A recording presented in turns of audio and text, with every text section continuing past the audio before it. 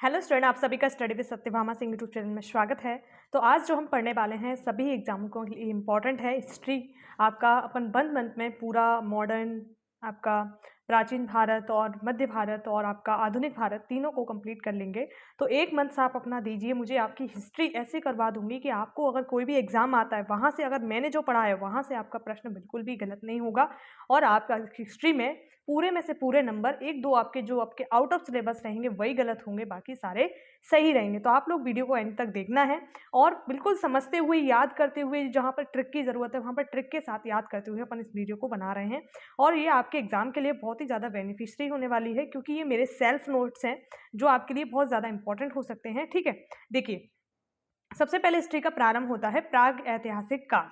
प्राग ऐतिहासिक काल कौन सा काल है? जहां पर आपको पुरातात्विक साक्ष्य मिले हुए हैं। ठीक है, यानी यहाँ से हमें कुछ ना कुछ चीज़ों का प्राप्ति हुई है, चाहे वो पत्थर की चीज़ें हों, तांबे की हो या लोहे की हो। तो वो पूरा काल अपन ने 3 भागों में बांटा गया है: प्राग ऐतिहासिक काल, आद्य ऐतिहासिक काल और ऐतिहासिक काल। ठीक है, तो 3 भागों में अपन लोगों ने इस चीज को बांटा है। और जो साक्ष्य हमें किस रूप में मिलेंगे? लिखित साक्ष्य मिलेंगे या पुरातात्विक साक्ष्य, यानी आपके लिखित यानी कोई चीज वहां पर लिखी होगी, लिपि वगैरह होगी, या फिर पुरातात्विक साक्ष्य यानी आपको इमारत मिली होगी, लकड़ियों का घर मिला होगा जैसे मौर्य सभ्यता में मिला। तो इस प्रकार की चीजें अपन को देखने को मिलती है। ठीक है, प्राग ऐतिहासिक काल पढ़ेंगे, आद्य ऐतिहासिक काल पढ़ेंगे, फिर हम ऐतिहासिक काल के बारे में बात करेंगे। ठीक है, प्राग ऐतिहासिक काल आपका 3 भागों में विभाजित है। ध्यान रखना है, कितने पूछा जा सकता है कि प्राग ऐतिहासिक काल कितने भागों में विभाजित है? पुरापाषाण काल, मध्य पाषाण काल और नवपाषाण काल। ठीक है, ध्यान रखना है कितने? 3। आद्य ऐतिहासिक काल, सिंधु घाटी सभ्यता और वैदिक सभ्यता आती है इसमें। ठीक है, फिर फर्दर वैदिक सभ्यता को 2 भागों में बांटा गया है: ऋग्वैदिक संस्कृति और उत्तर वैदिक संस्कृति। ठीक है, और ठीक है, अब देखो पुरापाषाण काल भी फिर से 3 भागों में बांटा है: मध्य पुरापाषाण काल, उच्च पुरापाषाण काल और पुरापाषाण काल। ठीक है, फिर हम इसके बारे में जानेंगे। ठीक है, इन सबके बारे में अपन धीरे धीरे देखेंगे। पहले आप एक बार देख लीजिए, पूरा चार्ट है ये आपका। आप इसको पढ़ते हैं ना तो आपके एग्जाम के लिए आपको बहुत ज़्यादा इंपॉर्टेंट है। ऐसा चार्ट आप साथ में नोट्स बनाते चलिए। ठीक है, आपके नोट्स भी प्रिपेयर होंगे। तो आप लोग मतलब कॉपी पेन लेके बैठिए। ऐतिहासिक काल, ठीक है, ऐतिहासिक काल में अपने पता है प्राचीन भारत आता है, मध्य भारत आता है, आधुनिक भारत आता है, फिर हम स्वतंत्रता के बाद का भी इतिहास पढ़ेंगे। देखिए, अब देखो सिंपल सिंपल से प्रश्न बनते हैं आपके मध्य पाषाण काल के, मतलब किससे संबंधित है? तो ये अगर फलक संस्कृति, इन मध्य में फलक यानी हमारी आंखें कहाँ पे है? मध्य में है। तो इस तरह से याद कीजिए, फलक यानी मध्य पुरापाषाण काल से संबंधित है। फलक संस्कृति किससे है? सीधे सीधे प्रश्न पूछे जाते हैं, तो आपको अच्छे से याद करना है। साथ में मेरे साथ ही याद करते चलिए। उच्च पुरापाषाण काल, ब्लेड संस्कृति, यानी हम इसे कैसे याद कर सकते हैं? हम अपने बाल है ना, बालों को ब्लेड से काटते हैं, तो या छुरा से काटते हैं, जहां पर हम धारदार चीजों का इस्तेमाल करते हैं। तो ये कैसे हो गया? हमें उच्च पुरापाषाण काल यानी ब्लेड संस्कृति। याद रहेगा आप लोगों को? नहीं रहेगा पर याद करना है। ठीक है, निम्न पुरापाषाण काल, निम्न पुरापाषाण काल यानी कोर संस्कृति। अगर आपने ज्योग्राफी पढ़ा हो तो सबसे मध्य में कौन होता है? यानी बीच में जो कोर आपका किसी चीज का, मतलब जहां से उत्पत्ति है, तो निम्न से ही किसी लोग की क्या होती है? उत्पत्ति होती है। तो निम्न पुरापाषाण यानी कोर संस्कृति। तो याद हो गया होगा आपको? कमेंट में बताइए कि आपको कैसा याद हो रहा है या नहीं हो रहा है। ठीक है, अब देखिए आधुनिक भारत को अपन क्या क्या पढ़ेंगे? आधुनिक भारत, सॉरी, पहले भी देख लेते हैं प्राचीन भारत। प्राचीन भारत में हम क्या क्या देखेंगे? महाजनपद, बौद्ध, जैन। ठीक है, मध्य भारत में मौर्य वंश, मौर्योत्तर वंश, गुप्त वंश, गुप्तोत्तर और हर्षवर्धन। ये आपका क्या है? प्राचीन भारत की बात कर रहे हैं। मध्य भारत में तो हमने जहाँ से, मतलब जो दिल्ली सल्तनत है, तो मुगल एरा आपको देखना है। आधुनिक भारत में हमें जो ब्रिटिश इंडिया कंपनी हमारे देश में आती है उसके बाद से पूरा देखना है। ठीक है, अब देखिए कुछ चीजें हैं जो फलक संस्कृति के बारे में, कोर संस्कृति का थोड़ा याद रखने के लिए जरूरी है। तो देखिए, चापर, चापिंग, बिदारनी और हैंडेक्स, ये 4 चीजों को आप याद कर लीजिए कंठस्थ। ये चापर कहाँ से मिले हैं? कोर संस्कृति से मिले। कोर यानी में जिस चीज का कोर होता है यानी वहां से उत्पत्ति होती है, वही चीज है। चापर चाहिए हमें, चॉपिंग चाहिए काटने के लिए, कोर है ना किसी चीज को काटने, बिदारनी चाहिए बिदारने के लिए, हैंडेक्स चाहिए मतलब हथौड़ी मान लीजिए। ठीक है, तो ये कोर संस्कृति के भाग है। ठीक है, नेक्स्ट चीज क्या है अपनी? खुरचन। खुरचन जो है जैसे कि फलक, फलक यानी खुरचने के लिए फलक जैसा कुछ चाहिए रहता है ना, पतला सा। तो जैसे खुरचन, बेदनी, तक्षणी, मध्य पुरापाषाण काल। तो ये आपके कहाँ से प्राप्त हुए हैं? मध्य पाषाण काल से प्राप्त होते हैं। और एक और चीज है कि ब्लेड आपकी कहाँ से है? उच्च पुरापाषाण काल। आपको मैंने ब्लेड याद करवाया ना, सिर से सबसे ऊपर कौन है? उच्च पुरापाषाण काल। सबसे निम्न कौन है, कोर जहाँ से उत्पत्ति है, तो मध्य आपका वो निम्न पुरापाषाण काल हो गया। ठीक है, तो इस तरह से याद कर लेना है आपको भी साथ में। ठीक है, अब देखो हमने जो प्राग ऐतिहासिक काल को जो 3 भागों में बांटा था, पुरापाषाण काल, थोड़ा आपको विजुअल हो रहा है या नहीं, ठीक है, मध्य पाषाण काल और नव पाषाण काल। ठीक है, फिर पुरापाषाण काल जो अज्ञात है माना जाता है, परंतु ये 2.5 लाख मतलब 25 जो लाख है, ठीक है, उस समय का या 8000 ईसा पूर्व का समय था। मध्य पुरापाषाण काल को 8000 से लेकर 4000 ईसा पूर्व के बाद। हम ईसा पूर्व क्यों पढ़ते हैं, क्योंकि उस समय जो जीसस है ना, उनके जन्म के पहले की जो घटना हुई है वो ईसा पूर्व है, और बाद में जो हुई उन्हें ईसवी एडी कहा जाता है, बीसी एडी में बांटा जाता है। ठीक है, नव पाषाण काल क्या है, 4000 से लेकर 2500 ईसा पूर्व जो काल है वो आपका कहलाता है। ठीक है, पुरापाषाण काल के बारे में हमने देखा कि निम्न पुरापाषाण काल होता है, मध्य पुरापाषाण काल, उच्च पुरापाषाण काल, फिर इनके बारे में हमने जाना। तो ऊपर ऊपर से जाना, परंतु अब थोड़ा हम अंदर जाके भी इन्हें पढ़ने वाले हैं। ठीक है, तो देखिए कुछ इतिहासकार हैं जिन्होंने कुछ कुछ स्टेटमेंट दिए हैं, कुछ चीजें खोजी हैं, तो उनके बारे में जानते हैं। जैसे प्राग ऐतिहासिक काल के जनक कौन है, तो देखिए आपने पढ़ा होगा आधुनिक भारत के जनक कौन है और चीजों के जनक कौन है, पर आपने पढ़ा नहीं होगा प्राग ऐतिहासिक काल के जनक कौन है।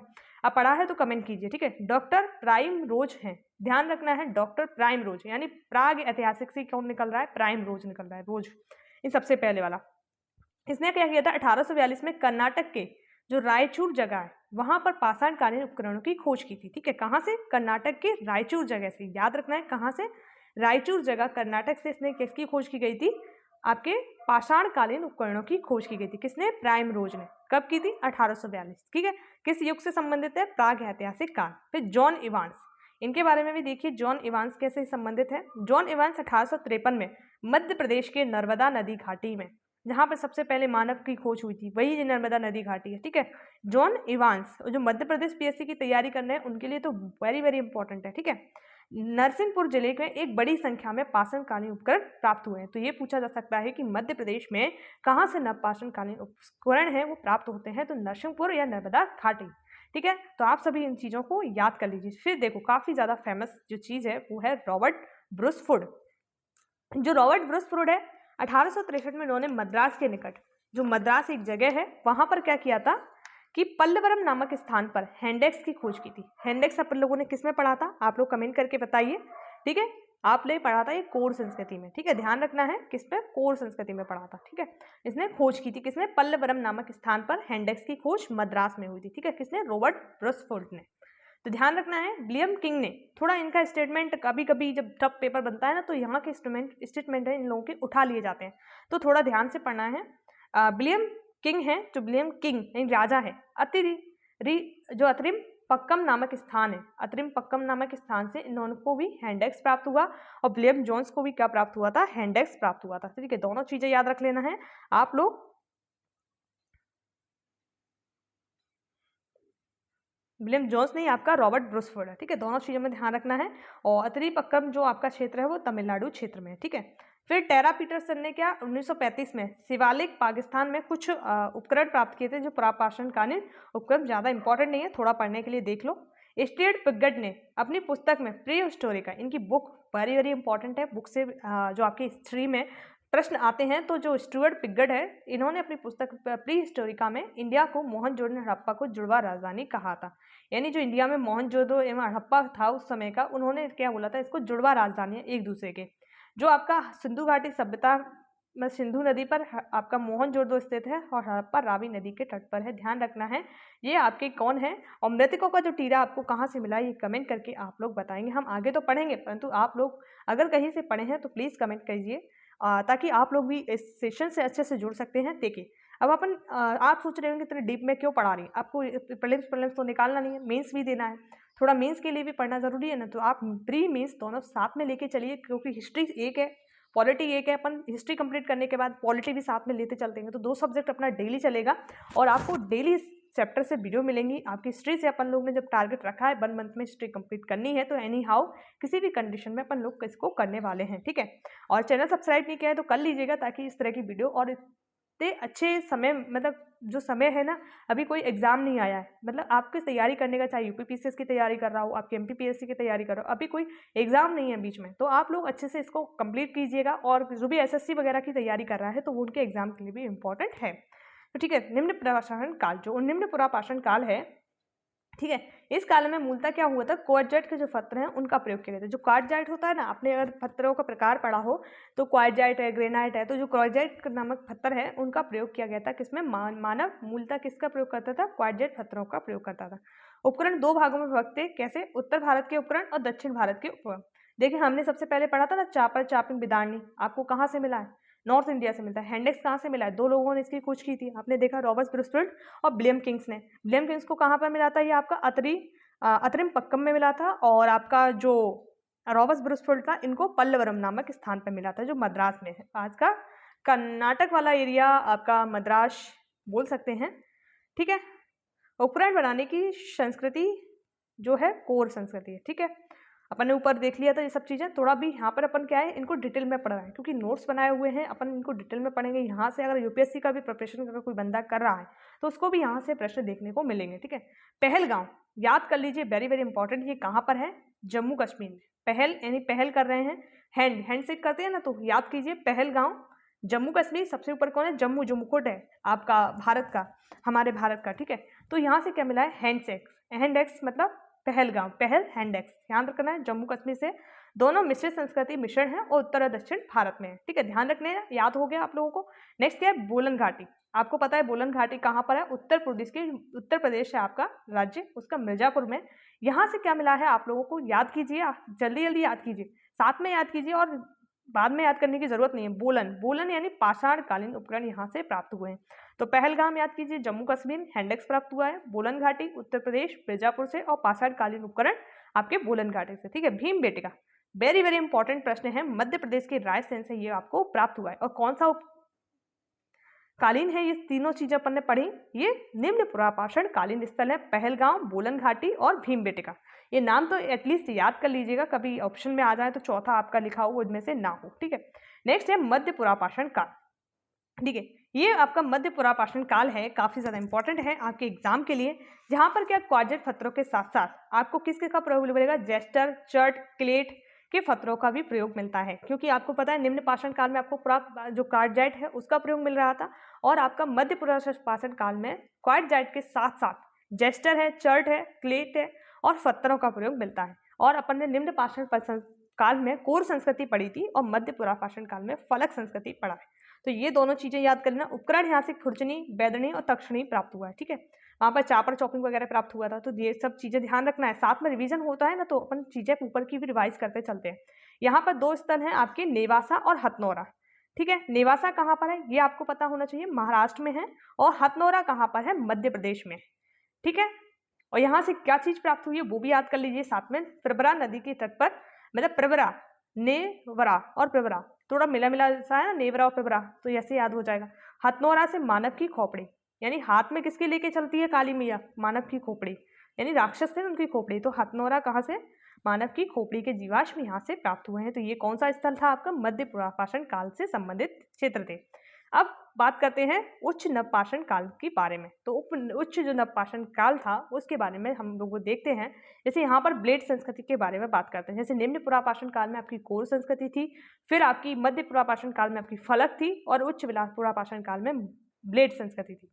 उपकरण क्या बताए, खुरची, बैदनी, तक्षणी और ब्लेड का प्रयोग किया जाता है। यहाँ पर जो स्थल है आपका भीमबेटका, पता है आपको यहाँ से क्या मिला था आपको भीमबेटका से, कमेंट कीजिएगा साथ में। यहाँ पर ये कौन सा स्थल था, निम्न पुरापाषाण काल है और उच्च पुरापाषाण काल से भी संबंधित है। ठीक है, ध्यान रखना है, साथ में याद करते हुए चलना है, नोट्स बनाते हुए चलना है, बहुत इंपॉर्टेंट होने वाला है अपना ये वाला सेशन। ठीक है, आधुनिक मानव का उदय एवं हिमयुग की समाप्ति। इस समय क्या हो गया था, आधुनिक जो मानव हम करंट में देख रहे हैं वो मानव उत्पन्न हो गए थे और हिमयुग की समाप्ति हो गई थी। ठीक है, ध्यान रखना है, हिमयुग यानी आपका ये वाला युग है ना जो करंट एरिया चल रहा है, वो वाला युग की समाप्ति हो गई थी, समाप्ति हो गई थी यहाँ पे, हिमयुग की समाप्ति। ठीक है, सर्वप्रथम चित्रकारी एवं नक्काशी के साक्ष्य मिले। अब सबसे आपने देखा होगा भीमबेटका में कई सारे जीव जंतु मानव के चित्र देखने को मिलते हैं, और एक आपका वर्ल्ड हेरिटेज साइट भी है, कौन सा, भीमबेटका। ठीक है, ध्यान रखना है। और हरा भरा रंग, इसमें जो रंग प्रयोग किए थे प्राकृतिक रंग थे, प्राकृतिक रंग यानी जो कि फूल पत्तियां वगैरह से बनाए हुए कलर थे, इनका प्रयोग किया गया था। और जो नक्काशी आपके कहाँ से मिली है, बोलन घाटी से मिली है। और बोलन घाटी आपने कहीं पढ़ा था, मैंने आपको पढ़ाया था, तो आप लोग कमेंट कीजिए कहाँ पढ़ाया था आपको, ठीक है, बोलन घाटी कहाँ पढ़ाया था, जल्दी जल्दी कमेंट कीजिए ताकि पता चले कि आप लोगों को कितना याद है, ऊपर का याद है या नहीं, ऐसे ही आप लोग भूलते जा रहे हो। तो बोलन घाटी कहाँ पर मिली थी आप लोगों को बताइए। उत्तर प्रदेश मिर्जापुर में मिली थी और निम्न पाषाणकालीन स्थल था। ठीक है, और पाषाणकालीन उपकरण यहाँ से प्राप्त हुए थे। तो साथ में याद हो गया आप लोगों को। अब जब हम पुरापाषाण काल के अंतर्गत पढ़ रहे थे, अब आता है हमारा मध्य पाषाण काल, जो 8000 से लेके कब तक आपका था 4000 ईसा पूर्व तक रहा था। कब तक? 4000 ईसा पूर्व तक। तो इस तरह से बोल बोल के आप याद करोगे तो आपको ये सब चीजें याद होती जाएंगी और बहुत कम समय में हम ये पूरा रिवीजन कर लेंगे। ठीक है, नेक्स्ट क्या है, भारत के मध्य पाषाणकालीन उपकरणों की संबंधित खोज हुई थी। यहाँ पर क्या हुआ था, जो भारत के मध्य पाषाणकालीन उपकरण थे उनकी सर्वप्रथम खोज यहाँ पर हुई थी। जो कौन, किस व्यक्ति ने जो की थी, वो कौन था, CL कासरिज है, उसने की थी विंध्य क्षेत्र में। इंपॉर्टेंट है, जो पीएससी की मध्य प्रदेश के एग्जाम की तैयारी कर रहा है उसके लिए तो वेरी वेरी इंपॉर्टेंट है। अदर एग्जाम की तैयारी यूपी पीसीएस वगैरह कर रहा है, वहाँ पर विंध्य रेंज आती है, तो उनके लिए भी बहुत ज़्यादा इंपॉर्टेंट है। जो CL काइज ने विंध्य क्षेत्र में लघु उपकरणों की खोज की थी। ठीक है, ध्यान रखना है, कब? 1857 में। और इस समय एक चीज और भारत में बहुत बड़ी घटना हुई थी, 1857 की क्रांति। तो दोनों चीजें याद कर लेना साथ में, और आपको बहुत ज्यादा इंपॉर्टेंट है। सबसे पहले प्रक्षेप पात्र तकनीकी का प्रयास इसी काल में हुआ था, यानी अस्त्र शस्त्र हैं, तीर कमाल हैं, इनका प्रयोग यहाँ पर सबसे पहले मध्य पाषाण काल में ही हुआ था। हड्डी एवं सींग के उपकरण यहाँ से मिले, मतलब किसके मिले? हड्डी के, सींग के, क्योंकि उस समय तो लोहा था नहीं, तो लोहे के साक्ष्य आपको मिल जाए। ठीक है, और पशुपालन की शुरुआत हुई थी, जो सबसे पहले कहाँ पर प्रमाण मिलते हैं, तो ये वेरी वेरी इंपॉर्टेंट प्रश्न है, कई जगह आपका आया हुआ है। आदमगढ़ और बागोर राजस्थान में पशुपालन के साक्ष्य मिलते हैं। ठीक है, दोनों क्षेत्र याद कर लेना आप अच्छे से। आदमगढ़, आदम को जानवरों का क्या है, बागोर यानी क्या बोल सकते हैं, भागते हैं लोग उनको देख कर रहे हैं, बागोर। ठीक है, मतलब आतंक है इस तरह से। तो आदमगढ़ पशुपालन से संबंधित है, तो दोनों चीजें याद हो गई आपको। साथ साथ में कुछ स्थल और है, जैसे जो लंगनाज है, तो देखो काफी ज्यादा इंपॉर्टेंट है। लंगनाज कहाँ पर है आपका? गुजरात में। कहाँ पर है? गुजरात में, तो ध्यान कीजिए। लंगनाज कहाँ पर है आपका? गुजरात में। ठीक है, प्राप्ति यहाँ से क्या क्या चीज हुई है, इतना याद नहीं रख सब पाओ तो सिर्फ इतना याद रख लेना कि लंगराज कौन सा क्षेत्र है, मध्य पाषाण काल से संबंधित है। और ठीक है, और क्या प्राप्त हुआ ये ध्यान नहीं रख पाओ तो सिर्फ इतना रख पाओ, ये काला क्षेत्र कहाँ पर है? गुजरात में। रेत के ठोस टीले एवं 14 नरकंकाल यहाँ से प्राप्त हैं, इंपॉर्टेंट है। इतना डीप में पीएससी एग्जाम तो नहीं जाता है खैर, पर यूपीएससी जाता है, कई वनडे एग्जाम बिना मतलब के चले जाते हैं। ठीक है, सांभर झील ये कहाँ पर है? राजस्थान में। यहाँ से क्या प्राप्त हुआ है? सबसे पहले सांभर झील खारे पानी की झील है राजस्थान की, और विश्व में सबसे पहले वृक्षारोपण के उदाहरण, काफी ज्यादा वेरी वेरी इंपॉर्टेंट है कि सबसे ज्यादा जो वृक्षारोपण के उदाहरण हैं वो कहाँ से मिले हैं? सांभर यानी संभर मान ले कि सफर तभी होगा जब मौसम अच्छा होगा। तो मौसम अच्छा कब होगा? जब वहाँ पर पेड़ पौधे होंगे। तो सांभर यानी वृक्षारोपण का उदाहरण विश्व में सबसे पहले जो मिला था वो कहाँ पर मिला था? सांभर। बागोर कहाँ पर है? राजस्थान। मकान बनाने के साक्ष्य यहाँ से आपको प्राप्त होते हैं। किसके? मकान के साक्ष्य यहाँ से प्राप्त होते हैं। पचमढ़ी से क्या प्राप्त होता है? शैल राय और जम्बू द्वीप। ठीक है, मध्य प्रदेश में पचमढ़ी और शैल सराय और जम्बू, शैल सराय जो क्षेत्र है वो जम्मू द्वीप से इनका प्रमाण मिलता है।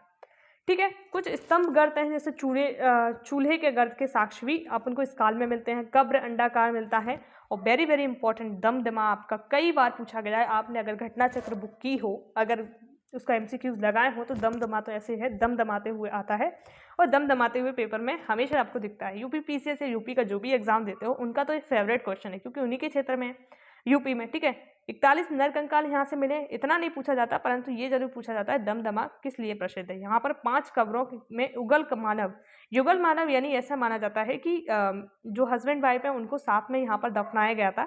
एकल मानव यानी एक ही मानव को, और एक कब्र में 3 मानव होने का, ये काफी ज्यादा इंपॉर्टेंट है आपका। एक कब्र में 3 मानव यहाँ से मिले हैं दमदमा से। 35 कब्रों में एकल मानव मिले, 5 कब्रों में युगल यानी ऐसा सती प्रथा का प्रमाण, ऐसा कुछ यहाँ पर दिखता है। महादमा, देखो दोनों कंफ्यूजन करने वाले हैं। महादमा से जो प्राप्त होता है हड्डी और सींग के उपकरण यहाँ से क्या है? प्राप्त हुए हैं। किसके? हड्डी और सींग के। तो याद हो गया अपन को सारा चीजें। जैसे दमदमा से क्या प्राप्त हुआ है? नरकंकाल है, एक कब्र में 3 मानव, 35 कब्रों के एकल मानव, 5 कब्रों में युगल मानव। ठीक है, पचमढ़ी आपका मध्य प्रदेश में होगा। बागौर राजस्थान या मकान बनाने के साक्ष्य मिले। सांभर झील जहाँ से सबसे पहले वृक्षारोपण के साक्ष्य मिले हैं। लंगनाज है जो कि गुजरात में है, यहाँ रेत के ठोस टीले वगैरह आपको मिले हैं। ठीक है, फिर आपका जो पशुपालन के साक्ष्य आपको आदमगढ़ और बागौर से मिले हैं। हड्डी के सींग के उपकरण आपको मिले हैं, जो आपके महदमा यूपी वाला क्षेत्र है वहाँ से मिले हैं। तो इस प्रकार से और इसी काल में प्रचित पात्र या जो तीर कमान बनाने की तकनीकी भी डेवलप हो गई थी। ठीक है, याद हो गया आप सभी को? तो याद हो गया हो तो कमेंट में थंब प्रेस कीजिए और बताइए कैसे आपको। साथ में याद करते चलिए और नोट्स बनाते चलिए। बहुत अपन कंप्लीट कर लेंगे पूरा अपना जो है, आज ही अपन एक चैप्टर निपटा देंगे। ऐसे ऐसे करके अपन सारे चैप्टर बहुत ही कम समय में निपटाने वाले हैं। नव पाषाण काल क्रांति का काल है, गार्डन चाइल्ड है। ठीक है, किसने क्रांति का काल किसने कहा था? इस काल को गार्डन चाइल्ड ने कहा था। यहाँ पर क्या प्राप्त हुआ था कि अपन लोगों को बहुत सारी चीजें प्राप्त हुई, उनके बारे में अपन जाने। जैसे कृषि की शुरुआत हो गई थी, स्थायी आवास, घरों का विकास, आयताकार घरों का निर्माण, गांव का विकास, इस तरह की चीजें यहाँ पर डेवलप होने लगी थी। यानी यहाँ पर क्या है, क्रांति का गार्डन इस तरह से मतलब चाइल्ड ने इसको कहा था नवपाषाण काल को, कि ये एक तरह का क्या है, क्रांति का गार्डन। नई नई चीजें, नई नई टेक्नोलॉजी यहाँ पर आने लगी थी। मतलब टेक्नोलॉजी इन द सेंस अब करेंट टेक्नोलॉजी नहीं, उस टाइम में जो चीजें थी जैसे कि हल वगैरह चलना, इस तरह की चीजें यहाँ पर डेवलप हो गई थी। जैसे नवपाषाण शब्द का जनक कौन है, आपको याद होना चाहिए कौन है? Sir John Lubbock. कौन है? सर जॉन लुब्बा नाम के व्यक्ति हैं। लुब्बा ने नवपाषाण काल का जनक है। ठीक है, और नवपाषाण काल जो शब्द है, यानी जो पुस्तक है उसमें जिसका प्रयोग मिलता है वो है हिस्टोरिका टाइम्स है। दी हिस्टोरिका टाइम्स 1865 की ये बुक है, तो ध्यान रखना है। ठीक है, और इसके बारे में क्या क्या है आपको अगर ऑप्शन में दिया, कृषि की शुरुआत हो गई थी, स्थायी आवास जीवन, कच्ची ईंट इस पर में आ गई थी, क्योंकि हड़प्पा में हमें पक्की ईंट दिखती है, नवपाषाण काल में नहीं। आयताकार घरों का निर्माण, गांव का विकास, मृत भांडों का विकास, जैसे चाक निर्मित एवं हाथ निर्मित, यानी चाक पर हम लोग जो मृत भांड बनाते हैं ना, मटके वगैरह, वो चीजें आ गई थी। पशुपालन का विकास हो गया था इस समय। ठीक है, हड्डियों के उपकरण इस समय डेवलप हो गए। पॉलिशदार पत्थरों व हथियारों का प्रयोग इस समय हम करने लगे थे। पहिए एवं कृषि की इसी काल में देन है। तो आपको इंपॉर्टेंट है, वेरी वेरी इंपॉर्टेंट, पॉलिशदार पत्थर और आपके पहिए इस समय आपके डेवलप हो गए थे। ठीक है, यहाँ पर कई सारे क्षेत्र आपको यहाँ से प्राप्त होंगे, जैसे कि मेहरगढ़, जो आपका कहाँ पर है? बलूचिस्तान में। बलूचिस्तान अब कहाँ पर है? पाकिस्तान वाले एरिया, जो जहाँ पर आतंकवादी गतिविधियाँ होती रहती हैं, वो पाकिस्तान से अलग होने के लिए इस तरह की घटनाएं करते रहते हैं। तो वो चीज़ आपका कहाँ पर है? जो मेहरगढ़ आपका, ये आपका कहाँ पे मिलेगा? पाकिस्तान में बलूचिस्तान जगह पर। और ये कौन सा स्थल है? नवपाषाणकालीन स्थल है, ध्यान रखना है। यहाँ से एक चीज प्राप्त हुई है, वो आपको नीचे मिलेगी। स्थायी जीवन के साक्ष्य यहाँ से मिलते हैं। स्थायी जीवन यानी पहले व्यक्ति पशुपालक हुआ करता था, जो जगह जगह जाके क्या करता था? पशुपालन करता था, अपना जीवन यापन पेड़ पत्तों पर या फिर जो रास्ते में उसको मिल जाए उस पर, या जीव जंतुओं पर निर्भर रहता था। पर स्थायी जीवन स्टेबल हो गया, कृषि वगैरह करने लगा। कोई व्यक्ति स्टेबल कब होगा? जब कृषि करेगा, वहां पर कोई उद्योग धंधा लगाएगा, जब स्टेबल होगा। तो कृषि का विकास भी अगर वो माना जाता है, तो प्राचीन काल में वो कहाँ पर माना जाता है? मेहरगढ़ से माना जाता है, और यहीं पर कच्ची ईंटों के घर आपको मिलते हैं। ठीक है, आपका एक चीज आपका कई बार पूछा गया प्रश्न है, जो आपके लिए इंपॉर्टेंट है, क्या है कि प्राचीन जो गेहूं और मतलब गेहूं की तीन किस्में और जौ की 2 किस्में कहाँ से प्राप्त होती हैं? कृषि की जो आपकी मेहरगढ़ से। ठीक है, ध्यान रखना है, बहुत ज़्यादा इंपॉर्टेंट है आपके एग्जाम के लिए। और भैंस पालन काफ़ी ज़्यादा इंटरेस्टिंग है, और भैंस पालन भी आपका कहाँ से है? मेहरगढ़ से प्राप्त होता है। फिर चिरगांव, चिरगांव भी याद कीजिए, कहाँ पर है? बिहार में। चिरगांव आपका कहाँ पर मिलेगा? आपको बिहार में मिलेगा चिरगांव। ठीक है, ध्यान रखना है, बिहार में। ठीक है, सर्वाधिक हड्डियों के उपकरण आपके साक्ष्य कहाँ से मिले हैं? वो आपके मेहरगढ़ से मिले हैं। तो ये यूपी पीसीएस का तो बहुत ही फेमस चैप्टर है। यहाँ से प्रश्न वो हर बार पूछते हैं। कोल्डी हवा, मेहरगढ़, ये आपको उनके फेवरेट टॉपिक में आते हैं। आदमगढ़ हो गया, वागोर हो गया, ये सब चीज़ें आपको उनके फेवरेट टॉपिक में आते हैं। विश्व में सबसे प्राचीन चावल के साक्ष्य हमने देखा, गेहूं और जौ की जो किस्में मिली थी वो आपकी मेहरगढ़ से मिली थी। अगर चावल पूछा जाए तो कोल्डी हवा, ठीक है, कोलाडी हवा बोल सकते हैं, कई कई कोल्डी हवा भी लिखा रहता है। तो ध्यान रखना है, कुछ भी लिख के आए पर कोलाडी हवा थोड़ा ध्यान रख लेना। चावल के साक्ष्य यहाँ से मिलते हैं। गौशाला के साक्ष्य यहाँ से मिलते हैं। जैसे भैंस पालन मेहरगढ़ से मिला, तो ये कब पीछे रहेंगे? इन लोगों ने कहा हम गौ के साक्ष्य लेके आएंगे। गोलाकार झोपड़ी के साक्ष्य यहाँ से मिलते हैं। सबसे प्राचीनतम मृत भांडों के साक्ष्य मिलते हैं। जो मृत भांड होते थे, मटके वगैरह होते थे, उनके साक्ष्य कहाँ से मिलते हैं? कोलाडी हवा से मिलते हैं। फिर आपका इंपॉर्टेंट है सारू तारू, ये आपका नॉर्थ ईस्ट वाला असम में है। कहाँ पर है? असम में। याद कीजिए, सारू तारू कहाँ पर मिलेगा? आपको असम में मिलेगा। और यहाँ से जो चीज़ें प्राप्त हुई हैं वो इंपॉर्टेंट है। आदिम कुल्हाड़ी, मृतभांड, लाल और काले रंग के पत्थर यहाँ से प्राप्त हुए हैं। ठीक है, जो मृतभांड है वो कैसे रंग के हैं? लाल और काले रंग के। कभी कभी पॉलिश पूछी जाती है कि किस रंग का जो मृतभांड है उस बनाए जाते थे, वो काले और लाल रंग के यहाँ पर बनाए जाते थे। और जो मालवा संस्कृति थी वहाँ पर भूरे रंग के थे। तो ये भी ध्यान रखना है। ठीक है, संगन कल्लू एवं बिकली हल, जो बिकली हल है, पिकली हल, वो आपका कहाँ है? देखो, संगन कल्लू और पिकली हल कर्नाटक में, दोनों चीजें हैं। और काफी नवपाषाण कालीन स्थल है। यहाँ से क्या प्राप्त हुआ है? राख के टीले। इंपॉर्टेंट है, बहुत ही ज़्यादा इंपॉर्टेंट है। संगन कल्लू और विकली हल कहाँ पर है? दोनों जगह कर्नाटक में है। यहाँ से राख्य टीले उनको प्राप्त हुए हैं, ठीक है। फिर आप याद कीजिए नागार्जुन कोंडा। नागार्जुन कोंडा कहाँ से है? नागार्जुन कोंडा या कोडेकल आंध्र प्रदेश में है, ठीक है। ये तो आपको याद हो जाएगा। दावोजली हॉर्डिंग असम में है।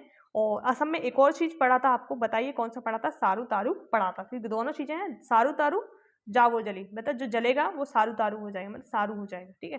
तो इस तरह से आंध्र प्रदेश में सॉरी आंध्र प्रदेश में नहीं, असम में है ये दोनों जगह। और कृषि और पशुपालन के साक्ष्य यहाँ से मिलते हैं दावोजली और दावोजली हॉर्डिंग से, ठीक है। बुर्जहोम वेरी वेरी इंपॉर्टेंट है। गर्त आवास जो कि जमीन में दफनाने के साक्ष्य मिलते हैं वो आपके जम्मू कश्मीर में है बुर्जहोम। जहाँ पर एक और चीज इंपॉर्टेंट है, कुत्ते के साथ इंसान को दफनाया गया है, ठीक है। मानव के साथ कुत्ते को दफनाया गया है, इसलिए भी इम्पॉर्टेंट है क्योंकि यहाँ से सबसे पहले साक्ष्य मिलते हैं। एक और जगह कुफ कराल जो कि आपकी जम्मू कश्मीर वाला क्षेत्र है, यहाँ से सिलवट्टा के साक्ष्य मिलते हैं। जैसे आप लोग जानते होंगे सिलवट्टा, जिस पर हम मसाले पीसने का काम करते हैं, चटनी पीसने का काम करते हैं, तो वही आपका क्या होता है? सिलवट्टा। और वो आपको सबसे पहले कहाँ से मिला है? तो जो कुफ कराल नाम की जगह है जम्मू कश्मीर। तो जम्मू कश्मीर में दो स्थल हो गए, बुर्जहोम और कुफ कराल, यानी खाना बनाने के लिए, क्योंकि कुत्ते को दफना दिया, अब खाना तो खाएंगे। तो कुफ कराल सिलवट्टा के साक्ष्य कहाँ से मिले? जम्मू कश्मीर से, ठीक है। अब ताम्रपाषाणकालीन स्थल है जो हमारे एग्जाम के लिए बहुत ही ज़्यादा इंपॉर्टेंट है, ठीक है।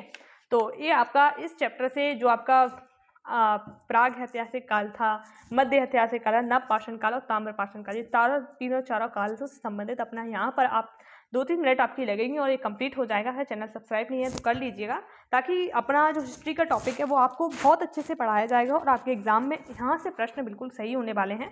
साथ में नोट्स भी बनाते चलिएगा, तो क्लास ले ना तो आपके नोट्स भी बनते चलेंगे। डेली अपनी क्लास है जो आपकी 2 बजे के समथिंग आ जाएगी आपकी हिस्ट्री की, तो आप लोग 2 बजे तैयार रहना है हिस्ट्री की क्लास के लिए। कभी अगर टाइम चेंज होता है तो आपको उसका नोटिफिकेशन मिल जाएगा, ठीक है। यह संस्कृति ग्रामीण सभ्यता की थी, मतलब किसकी? ग्रामीण सभ्यता की, ताम्रपाषाण संस्कृति के बारे में बात कर रहे हैं। और ठीक है, और यहाँ से जो चीज़ें प्राप्त की हैं वो क्या क्या मिली है? लकड़ी है, घास फूस की गोलाकार है एवं आयताकार घर के मिले हैं।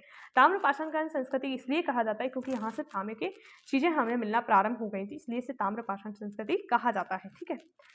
मातृ देवी की पूजा और वृक्षभ पूजा के साक्ष्य भी कहाँ से मिलते हैं? ताम्रपाषाणकालीन संस्कृति से मिलते हैं। इस संस्कृति को संपूर्ण भारत में 3 भागों में बांटा गया है। कौन कौन से वो भाग है वो देख लीजिए, जैसे कि दक्षिण पूर्वी राजस्थान, पश्चिमी मध्य प्रदेश और पश्चिमी महाराष्ट्र। थोड़ा लोकेशन याद रहेगा ना तो चीज़ें जल्दी याद होती हैं, और साथ में अगर चार्ट के फॉर्म में हमें दिया रहता है तो चीज़ें याद भी होती हैं और साथ में माइंड में भी रहती हैं। जैसे बोलते हैं ना माइंड मैप, ये इसी प्रकार के माइंड मैप होते हैं जो चार्ट के फॉर्म में आपको उपलब्ध होते हैं। कि हर चीज़ हम चार्ट में शो नहीं कर सकते, परंतु जो शो कर सकते हैं वो अपन करने का पूरा प्रयास कर सकते हैं। जैसे दक्षिण पूर्वी राजस्थान, यानी आपको देखो एक बार मैप आप लोग जरूर देख लीजिएगा। ये पूरा एरिया यहाँ पे ये वाला एरिया है ना, देखिए अलग पेन से देखेंगे, ये आपका राजस्थान वाला एरिया है, ठीक है। दक्षिण पूर्व क्या होगा इसका? देखो ये तो आपका क्या होगा? वेस्ट पश्चिमी भाग, पूर्वी इधर का होगा, तो आपका राजस्थान का इधर वाला भाग, ये वाला भाग, ठीक है। ये हलाहार मध्य प्रदेश का पश्चिमी, यानी यहीं पर मध्य प्रदेश का पश्चिमी हो गया, ये दोनों एरिया हो गया। और महाराष्ट्र का पश्चिमी, ये वहाँ पर अपना महाराष्ट्र है तो इसका भी पश्चिम, मतलब पश्चिम पूरा एरिया आ रहा है। तो यहाँ पर क्या प्राप्त होते हैं? आपके ताम्रपाषाणकालीन क्षेत्र आपको प्राप्त होंगे, ठीक है। बनास नदी के तट पर, राजस्थान में कौन सी जगह है? बनास नदी। मध्य प्रदेश में कौन सी है? नर्मदा घाटी, ठीक है। और महाराष्ट्र में कौन सी है? दैमाबाद या निर्वासा या अहमदनगर, ठीक है। ये चीजें आपको यहाँ से मिल जाएंगी। अब देखिए बनास आहार संस्कृति के और आहार गिलुंद और बालाथल यहाँ के स्थल हैं, ठीक है। मध्य प्रदेश में मालवा और खायता काफी ज्यादा इंपॉर्टेंट है, बहुत ज्यादा इंपॉर्टेंट है। मालवा में कौन कौन 3 क्षेत्र आते हैं? नबदा टोली, नागदा और मालवा। याद कीजिए मालवा में नबदा टोली, नागदा, ये आपके इधर मालवा वाले रीजन में ही आते हैं। कायथा आपका इरण जो सागर में है, यहाँ पर सबसे पहले सती प्रथा के साक्ष्य मिलते हैं। त्रिपुरी आपका जबलपुर में, जो कल्चरी वंश की एक प्रकार की राजधानी हुआ करती थी। और एक आपका अधिवेशन हुआ था सुभाष बोस का, त्रिपुरी अधिवेशन जबलपुर में, वो भी याद रखिए, ठीक है। एक जबलपुर उज्जैन है जो कि आपका उज्जैनी है, जो विक्रमादित्य की नगरी थी, अशोक यहाँ के राज्यपाल हुआ करते थे। तो काफ़ी ज़्यादा फेमस जगह है जहाँ पर महाकालेश्वर मंदिर है और काफ़ी ज़्यादा इंपॉर्टेंट है। आपकी 2 शिवलिंग है जो मध्य प्रदेश में, ओमकालेश्वर में, एक आपके महाकालेश्वर यानी उज्जैन में। ओमकालेश्वर आपका कहाँ पड़ता है? खंडवा में। तो कुछ इन्फॉर्मेशन एक्स्ट्रा है जो आपके एग्जाम के लिए इंपॉर्टेंट है। पश्चिमी महाराष्ट्र में दैमाबाद, नेवासा या अहमदनगर, ये 3 स्थल हैं, याद कीजिए दैमाबाद, नेवासा और अहमदनगर। पूर्व क्षेत्र में कौन आ जाएगा, नासिक, ईमानगांव और सोनगांव। जितने भी गांव आ रहे हैं वो पूर्वी क्षेत्र में, यानी ईमानगांव, सोनगांव और नासिक, जो आपके कहाँ पर है, महाराष्ट्र में। ठीक है, आहार संस्कृति के बारे में थोड़ा देख लीजिए। कुछ चीजें हैं जो आपके एग्जाम के लिए इंपॉर्टेंट हो सकते हैं। तांबे के सर्वाधिक उपकरण आपके कहाँ से प्राप्त हुए हैं, तो कहाँ से प्राप्त हुए हैं, आहार संस्कृति। इसे तांबे की नगरी कहा जाता है। तांबे की नगरी किसे कहा जाता है, आहार को कहा जाता है। ठीक है, कपड़े की छपाई के लिए टप्पे प्राप्त होते थे, मतलब एक प्रकार की सील नहीं होती जो कपड़ों पर आपने देखा हो लकड़ी के इस जमाने में है, तो उस समय तांबे की हुआ करती थी कपड़े की छपाई के लिए। पत्थरों के घर यहाँ से मिले हुए हैं। ठीक है, ये इंपॉर्टेंट है। अब मालवा संस्कृति में आपने देखा नर्मदा, टोली, नागदा और आपका जो मालवा है वो आपका मालवा रीजन है। सबसे उच्च कोटि के मृतभांड यानी अच्छे काले रंग के और लाल रंग के मृतभांड कहाँ से प्राप्त हुए हैं, मालवा से प्राप्त हुए हैं। चरखा के साक्ष्य प्राप्त हुए, इंपॉर्टेंट है। वृषभ पूजा के साक्ष्य में, ये बैल की पूजा ये लोग करते थे मालवा वाले। तो 3 चीजें याद कर लीजिए, वृषभ पूजा, चरखा और आपके मृतभांड सबसे उच्च क्वालिटी के जो मिले हैं वो कहाँ से मिले हैं, मालवा से मिले हैं। फिर नर्मदा टोली आपका कहाँ पर है, ये भी आपका मालवा से संबंधित एक स्थल है। आप देख लीजिए दैमाबाद। दैमाबाद आपने कहाँ पढ़ा था, महाराष्ट्र में पढ़ा था। यहाँ से क्या मिला है, सिंधु घाटी एवं ताम्रपाषाणकालीन बस्ती के साक्ष्य मिलते हैं। ठीक है, कांसे का रथ यहाँ से मिला है, कहाँ से, दैमाबाद से मिला है। 2-3 चीजें, ये सिंधु घाटी सभ्यता एवं ताम्रपाषाणकालीन बस्ती के साक्ष्य कहाँ से मिले हैं, दैमाबाद से हैं। कांसे का रथ यहाँ से मिला है। और समाधान की विधियां, यानी यहाँ पर जो समाधान की वैसे 4 विधियां आपको कहाँ से मिलती है, सिंधु घाटी की सभ्यता से। परंतु जो 2 विधियां हैं, जैसे समाधान है, ये पूर्ण समाधान और आंशिक समाधान, यानी पूर्ण रूप से जला दो, और आंशिक समाधान जहाँ पर जानवरों के लिए खोल के रख देते हैं, और आंशिक समाधान मतलब कुछ आपको जो बचा खुचा होता है उसको दफना दिया जाता है। ठीक है, तो ये 2 विधियां आपकी हो गई और आपके एग्जाम के लिए इंपॉर्टेंट है। ठीक है, ये आपका पूरा आपने सारा पढ़ लिया है। पाषाण युग, ताम्र युग, कांस्य युग और लौह युग। लौह युग के बारे में अपन देखेंगे अतरंजी खेड़ा से, जहाँ से लोहे के सबसे पहले प्रमाण मिलते हैं। ठीक है, तो वो सब चीज़ें अपन आगे भी पढ़ेंगे। और सिंधु घाटी सभ्यता अपन कल स्टार्ट कर देंगे, फिर अब वैदिक सभ्यता स्टार्ट कर देंगे। पूरा डिटेल में पढ़ने वाले हैं।